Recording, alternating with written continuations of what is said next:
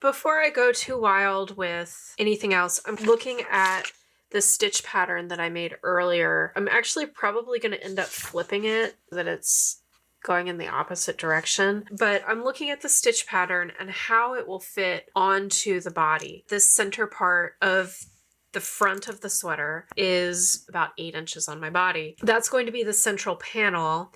And how many stitches in my gauge can I fit in that section? And the answer to that is 36. And then this particular motif is about 10 inches wide. That's 3 of those plus some change on the sides. I've got those 3 big motifs. Let's say I'm going to have one slightly smaller motif on each side of that. That is going to be a total of how many stitches and how many inches. And then I'm going to have, okay, that's actually 11. That's good that I'll have 33, 2, that's 35. That's right at my 36 inches, stitches actually. Plus or minus 1, that's really pretty good. 35 stitches. And then to get this, how am I going to fill in these sections? Am I going to fill them in with these really small sizes, or is that going to be reserved for like the very sides? And then I'm going to use these other small to medium sizes. The second size is 6 wide. I have room on the front for 99 to 100 stitches across. At the underarm, I can have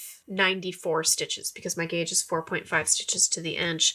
And at the hem, I can have 99. I've already taken up 47 stitches with this central panel, which is really important to me.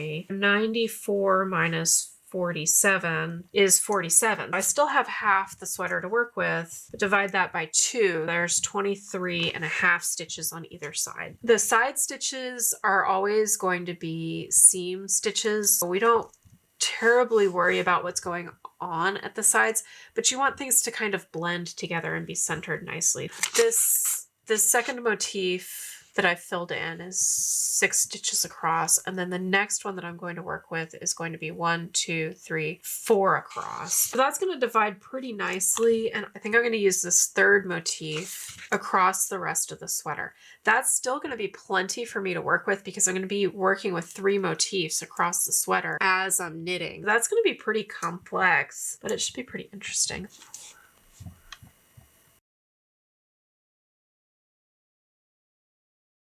So it's going to look something like that. 5x motif 3, 1x motif 2, 3x. We still have to figure out how to make that neckline happen. But if we let the neckline be a little bit more square, then I can just do this more basic one and then launch into that there. That could work. I could also sort of edge into that gently. We also want to think about how many times we can repeat. I've created this chart. Each of these different patterns essentially will repeat a different number of times over the height, but they'll all divide into 2 repeats of the big repeat. And that big repeat is 24 rows long. And I have 7 inches to the underarm, 5 rows to the inch. That's 35. That's like the way that I've drawn it. It's actually more like that. And that actually looks more like a garment. Total body length is actually going to be 7 plus 14.